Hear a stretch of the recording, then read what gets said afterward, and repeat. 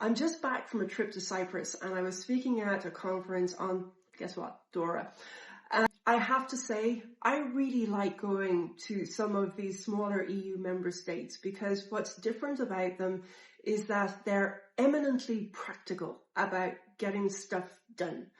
And I met with people who basically said, you know what, DORA's coming, it's hard work, but we've been working on this stuff since the EBA guidelines came out.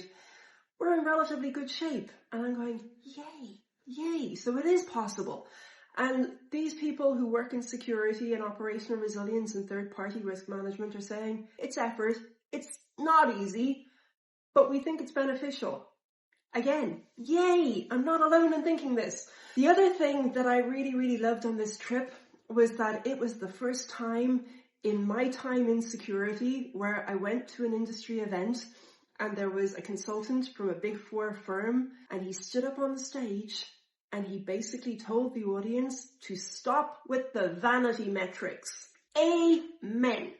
Stop with the vanity metrics. The only way we're going to move the dial and get better security outcomes is if we actually start being honest and vulnerable about where we're vulnerable. And that's essentially what he was saying. One of the slides he had was stop with the self-aggrandising metrics. Yes. It can make people feel warm and fuzzy and comfortable, but it doesn't help. And on something that is as important as operational resilience, we need to be honest about the things that need to be done. We all have mess. It was my own message. There is no shame in acknowledging that there are legacy bits and pieces that never quite got finished. There's documentation that never got written. There's mess. There is mess. But the thing about mess is you can clean it up, but you can't clean it up unless you acknowledge that it's there in the first place. Kudos to the financial industry in Cyprus. It was a pleasure. And it gave me renewed faith that there are lots of smart people in our industry. There are lots of smart people working on the right things.